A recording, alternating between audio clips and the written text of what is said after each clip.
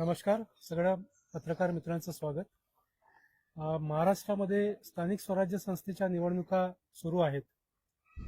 25 मे 2025 एक notification state election commission काढतं आणि त्याच आधारावर आपण बघत आहात की ज्या छोटे पक्ष आहेत त्यांना डावलण्याचं काम, मग ते सिम्बॉल वितरणाच्या संदर्भात असेल किंवा निवडणूक प्रक्रियेच्या संदर्भामध्ये असेल, हे निवडणूक आयोग करत आलेला आहे. निवडणूक आयोग स्वतंत्रपणे या निवडणुका राबवायला पाहिजे, पण त्या स्वतंत्र राबवताना आपल्याला दिसत नाही. आणि नुकताच आणखी एक निर्णय स्टेट इलेक्शन कमिशनने दिला आहे. तेव्हा त्या निर्णयाच्या संदर्भामध्ये आदरणीय बाळासाहेब आंबेडकर हे आपलं मत प्रदर्शित करतायत, पक्षाच्या वतीनं आपलं मत प्रदर्शित करतायत. तेव्हा मी त्यांना विनंती करतो की त्यांनी यावर आपला मुद्दे मांडावे. नागपूर हायकोर्टाचा जो निर्णय आहे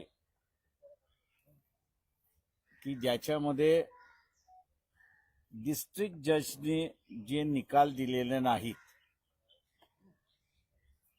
त्यांच्या संदर्भातला जो निर्णय घेतलेला आहे की ते पोस्टपोन, मतदान तिथलं जे पोस्टपोन करण्यात आलेलं आहे,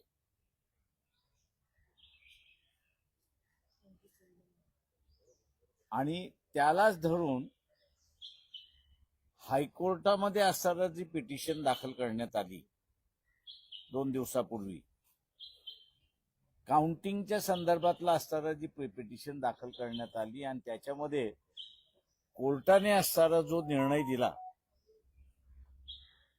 कोर्टाने जो असणारा निर्णय दिलेला आहे तो निर्णय पूर्णपणे चुकीचा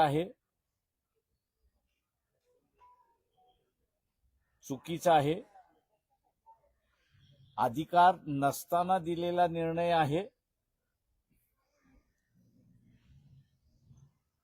आणि त्यामुळे आता एक नवा पेच निर्माण झालाय अशी असणारी परिस्थिती आहे. संविधानातलं कलम आर्टिकल 243 ए प्रमाणे, म्हणजे 1 प्रमाणे कुठल्याही कोर्टाला हस्तक्षेप करता येत नाही जोपर्यंत इलेक्शन प्रक्रिया पूर्ण होत नाही तोपर्यंत. मागच्याच आठवड्यामध्ये सिम्बॉलच्या संदर्भातला चीफ जस्टिस मुंबई हायकोर्ट यांच्या समोर मीच स्वतः उपस्थित होतो. न्यायाची बाजू आहे हे कोर्टाने मान्य करूनही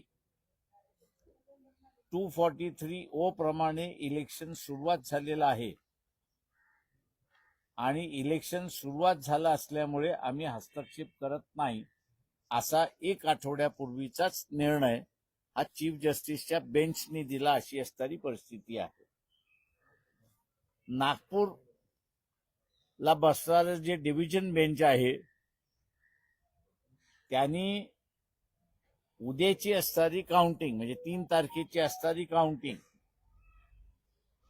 ही त्यांनी पुढे ढकलण्याचा जो निर्णय घेतलेला आहे, हा निर्णय मी जसा म्हणालो चुकीचा आहे, कायद्याच्या कक्षेमध्ये बसत नाही आणि जजेसना त्या संदर्भातला अधिकार दिलेला नाही अशी असणारी परिस्थिती आहे. 243(2) हा जो हे जे कलम आहे यामध्ये विधानसभेला निर्णय करण्याचा अधिकार आहे असं संविधान त्या ठिकाणी असताना म्हणते. या अधिकाराला धरून सिम्बॉल वाटप होण्याच्या अगोदरपर्यंत जिल्हा सत्र न्यायालयाला, म्हणजे डिस्ट्रिक्ट कोर्टला फक्त अधिकार देण्यात आलेले आहेत. कुठल्या प्रक्रियेला तर सिम्बॉल वाटप होण्याच्या अगोदरची जी प्रक्रिया आहे त्या प्रक्रियेच्या संदर्भात तर डिस्ट्रिक्ट कोर्टाला अधिकार दिलेला आहे की ते निकाल देऊ शकतात अशी परिस्थिती आहे. पण हायकोर्टाला कुठलाही निर्णय घेण्याचा अधिकार दिलेला नाही असा एक प्रश्न आहे त्या ठिकाणी आहे. त्याच्यामुळे हा निर्णय चीफ जस्टिसने स्वतःहून सुमोटो पद्धतीने ती अख्खी ब्रीफ बोलवावी आणि पुन्हा हिअरिंग करून तो निर्णय उठवावा अशी मागणी वंचित बहुजन आघाडीच्या वतीने केल्या जात. जो कॉन्स्टिट्यूशनल डेडलॉक होणार आहे त्या संदर्भातला आता मी उल्लेख असा करतोय की आपल्या सगळ्यांकडे 4/11/2025 हे जे राज्य निवडणूक आयोग महाराष्ट्र यांचं नोटिफिकेशन जे आहे ते आपल्याकडे आलेलं असेल. शेवटचा मुद्दा त्याच्यातला 10वा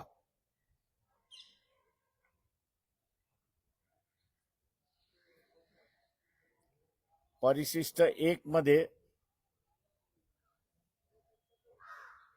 10वा मुद्दा आहे तो आपण जर पाहिला, शासन पत्रात निकाल प्रसिद्ध करणे ही तारीख जी आहे ती 10/12/2025 ला आहे. त्याच्यामुळे जे काही काउंटिंग होईल त्या काउंटिंगचा असणारा निकाल जो आहे तो राजपत्रामध्ये पब्लिश करण्याची शेवटची जी तारीख आहे ती 10/12/2025 आहे. हा एकदा कार्यक्रम पब्लिश झाला, या कार्यक्रमामध्ये सुद्धा सुप्रीम कोर्ट असं म्हणते की इलेक्शन कमिशनला बदल करता येत नाही.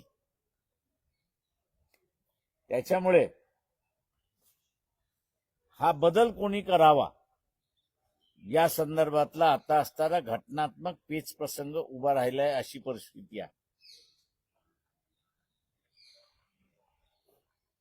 एका बाजूला आपल्याला असं दिसतंय की निवडणुकीच्या संदर्भातलं कोर्टाचा हस्तक्षेप हा वाढत चाललेला आहे आणि कुठे नाही कुठेतरी कोर्टाच्या निर्णयामुळे इलेक्शन प्रक्रिया अडचणीत होत चालली अशी परिस्थिती आहे. वंचित बहुजन आघाडीच्या वतीने आम्ही असं मागणी करतोय की ही जी डेडलाईन दिलेली आहे 10/12/2025 ची ज्याच्यामध्ये राजपत्रामध्ये निवडून आलेल्या सदस्यांची नावं पब्लिश झाली पाहिजेत. ही डेडलाईन जर करायची असेल तर चीफ जस्टिसने हे प्रकरण आपल्या ताब्यामध्ये घ्यावं आणि त्यांनी दुरुस्ती करून जी थांबवलेली काउंटिंग आहे ती ताबडतोब त्यांनी असणारं त्या ठिकाणी करावी. कारण का जिथे इलेक्शन कमिशनने पोस्टपोन केलेला आहे तो एक वेगळा कार्यक्रम त्यांच्यातला आहे, हे दोन्ही त्या ठिकाणी जोडता येत नाही. आणि म्हणून ह्या घटनात्मक पेच प्रसंगातून बाहेर पडायचं असेल तर चीफ जस्टिसला ऍक्शन घेणं हे गरजेचं आहे. मी इथल्या सर्व राजकीय पक्षांना आवाहन करणार आहे की जेलमध्ये जाण्याची भीती अजिबात बाळगू नका. याच्यावरती तुम्ही काही जेलमध्ये जाणार नाही. तुमच्या पक्षाचे असणारे जे लीगल सेल्स आहेत त्यांना म्हणा भूमिका घ्या आणि इलेक्शन एकदाच पार पाडू द्या अशी परिस्थिती आहे.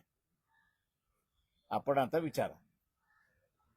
सुप्रीम कोर्टाच्या आदेशाचा उल्लंघन झालेलं आहे, तर याला तुम्ही नाही, सुप्रीम कोर्टाच्या आदेशाचं उल्लंघन अजून झालेलं नाही.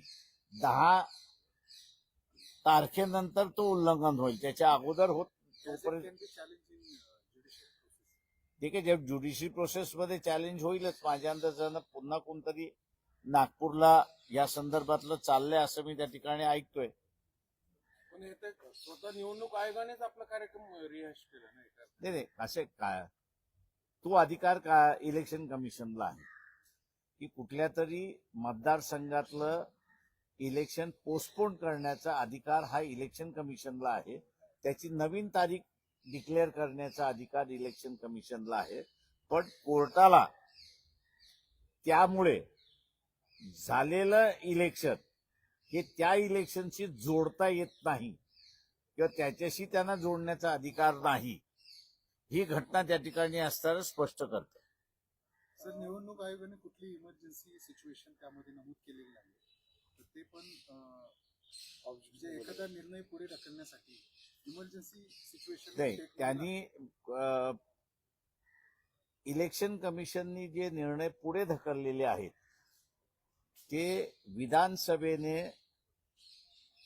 मी जसं म्हटलं की सिम्बॉल वाटप होण्याच्या अगोदरची जी प्रक्रिया आहे त्याच्या संदर्भातलं विधानसभेने पिटिशन हिअर करण्याचा निर्णय देण्याचा अधिकार डिस्ट्रिक्ट कोर्टाला दिलेला आहे. तेव्हा ज्या ह्याच्यामध्ये डिस्ट्रिक्ट कोर्टामध्ये निकाल झालेला नाही त्याच्याच संदर्भातलं त्यांनी असताना पोस्टपोनमेंट केलेलं आहे आणि तो पोस्टपोनमेंट करणं हे इलेक्शन कमिशनच्या अधिकाराखाली आहे. हा कायद्यामध्ये तरतूद आहे. एक असा पण प्रश्न निर्माण होतोय की स्थानिक स्वराज्य संस्थेच्या निवडणुका या निवडणूक आयोग रितसर पद्धतीत घेऊ नाही शकले तर विधानसभेच्या निवडणुका कशा झाल्या असतील असा एक मोठा प्रश्न सातत्याने सोशल मीडियावरती बाकी राजकीय देखील विचारतात. मान्य आहे मला. सरकारच सगळं ऑपरेट करतो आयोगाला असं आहे. आणि दुसरीकडे स्वतः सरकार देवेंद्र हायजॅक फडणवीस करतंय निवडणूक यांचा असं एकंदरीत स्पष्टीकरण आलंय की ते सुद्धा निवडणूक आयोगाच्या या सगळ्या प्रक्रियेवर कुठेतरी नाराज असे तुम्ही सगळेजण असताना नागपूरची असणारी ही पोस्टपोन करण्याची पिटिशन कोणी दाखल केली? तो उमेदवार सुद्धा भारतीय जनता पक्षाचा आहे ना. ह्यांनी करायचं रडायचं मी करायचं मारल्यासारखं अशीच अवस्था आहे. जिथं जिथं निवडणुका काल पार पडल्या ते 10 तारखेच्या आत व्हावं अशी आपली मागणी आहे. त्याच्याशिवाय तुम्हाला पब्लिश करता येणारच नाहीये. 21 तारखेची जी तारीख दिली 21 तारखेला, त्याला असं त्या 21 तारखेच्या काउंटिंगला काहीच महत्व राहत नाही. मी आता आयोगाने परवा दिवशी जे नोटिफिकेशन काढलं ते इलिगल आहे म्हणायचं चुकीचं आहे. म्हणजे चुकीचं आहे काय त्यांनी नोटिफिकेशन काढलेलंच नाहीये. काढलं नाही 21 तारखेपर्यंत पोस्टपोन जे राहिलेल्या जागा जे आहेत राहिलेल्या जागांचं झाले का एक लक्षात घ्या. तुम्ही मिक्स करताय. त्यांचं नोटिफिकेशन राहिलेल्या जागांचं आहे. झालेल्या जागांचं आहे का? नाही. इश्यू झालेल्या जागेंचं आहे. जे आयोगाला म्हणजे जे जायच्या काल अगोदर मतदान करावंच झालेलं लागणार. आहे त्याचं counting व्हावं अशी मागणी करताय का तुम्ही? एक तर माझं म्हणणं असं आहे त्याच्यामध्ये की निवडणूक आयोगाने असणारं स्वतःहून कोर्टामध्ये जावं की तुम्ही जे काही काउंटिंग पोस्टपोन केलेली आहे ती चुकीची आहे.